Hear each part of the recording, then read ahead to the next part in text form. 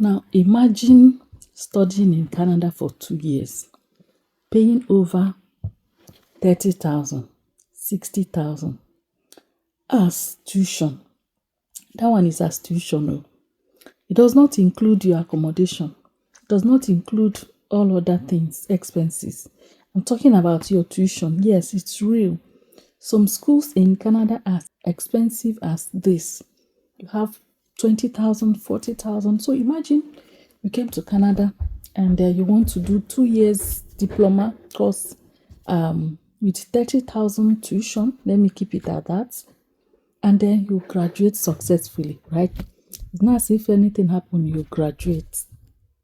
And you had in mind that after graduation, you're going to get a job and start working, at least to recover the expenses that you and your family made on your behalf before coming to Canada, even while you are still studying.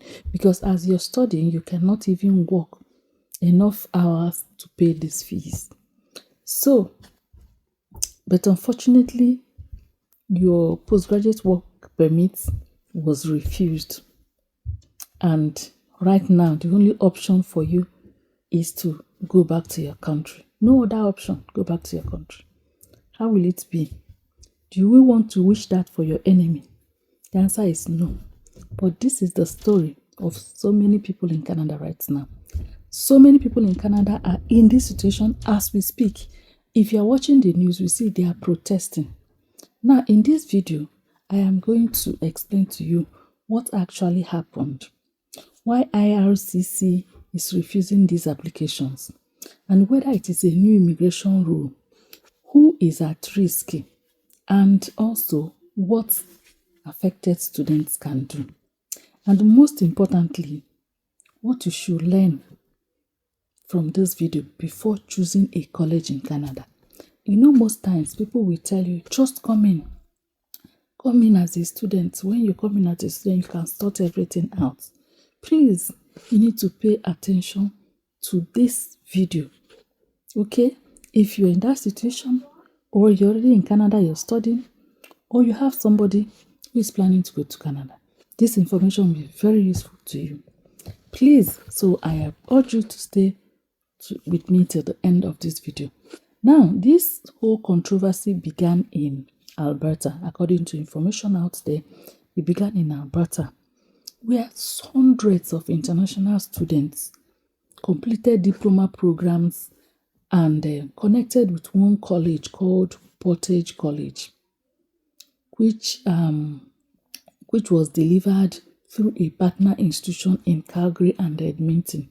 They graduated and applied for their postgraduate work permits.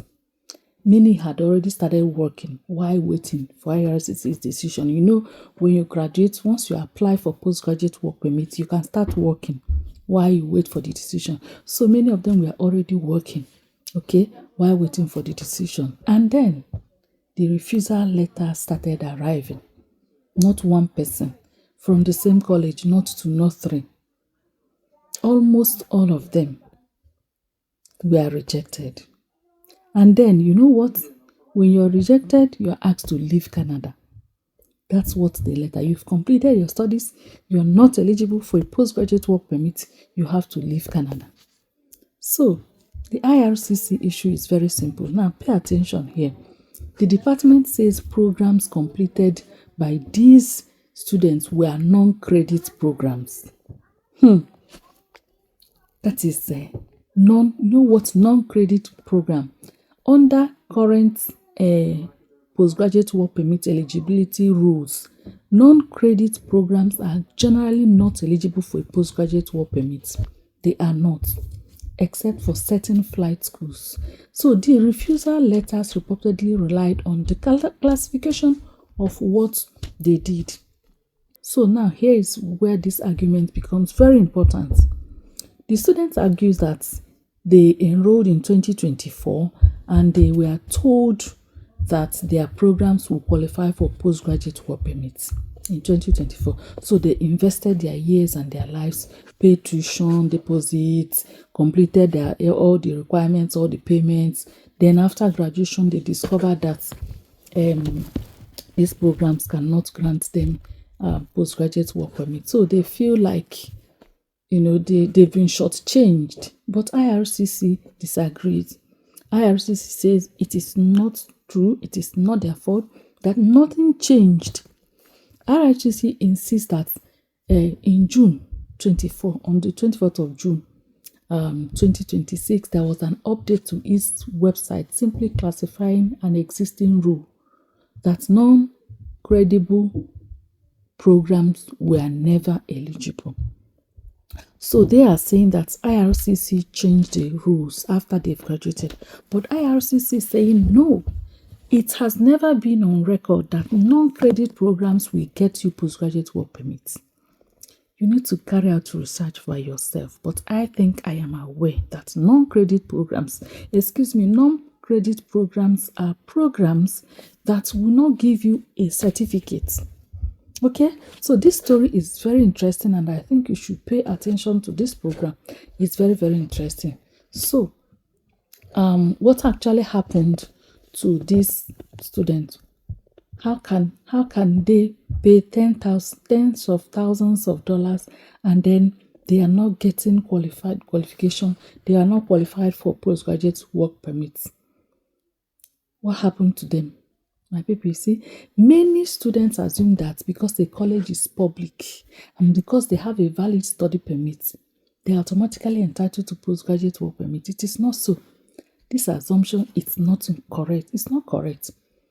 Okay, so many people assume that because a school is a designated learning institution, then you automatically can get postgraduate work permit. But this is not true.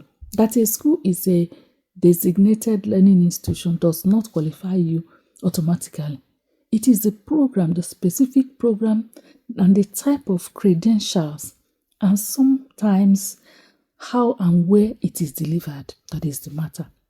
So the affected students believe that they enrolled, they deserve another chance, that they enrolled in this program in good faith, and they relied on information available, which they applied.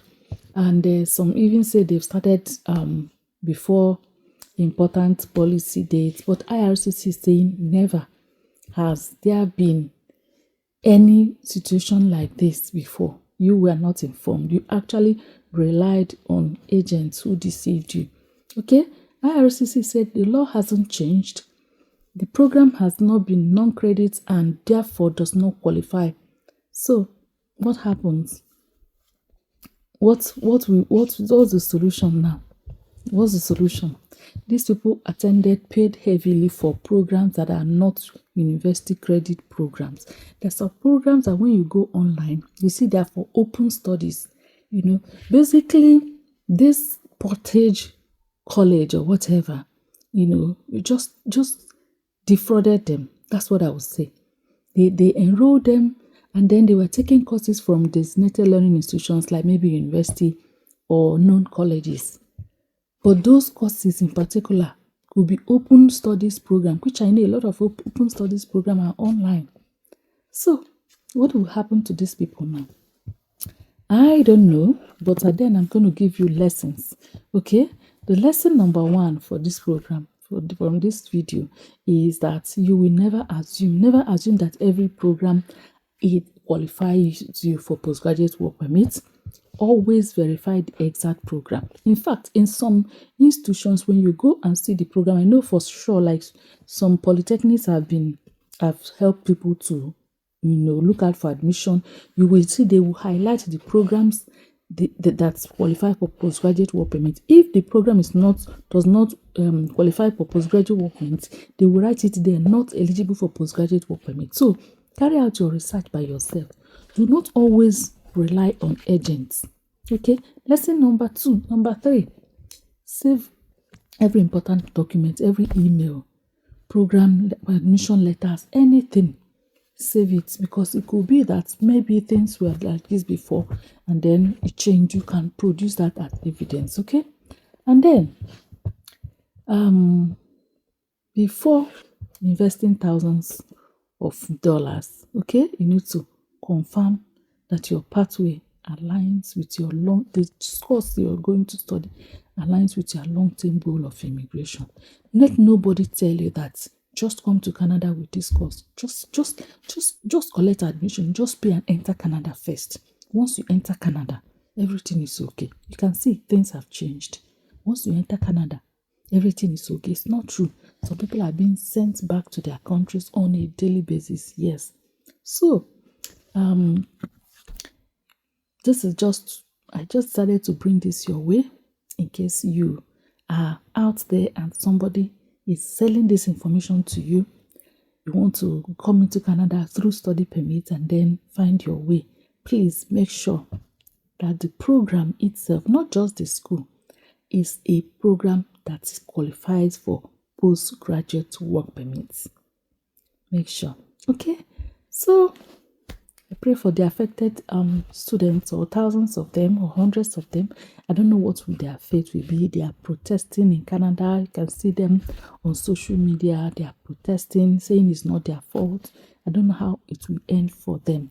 They are already in the matter. But you that you're out there, if you're still studying in Canada right now, in one of these small colleges, you better go and check very well whether the program qualifies for postgraduate work permits. But if you're not in Canada and you're still trying to get an admission to get to Canada, please make your investigation. Don't rely on your agent.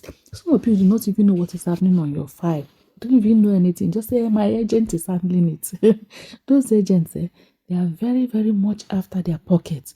Once they push you out there, it has ended. Maybe you want a Canada study permit, you have it.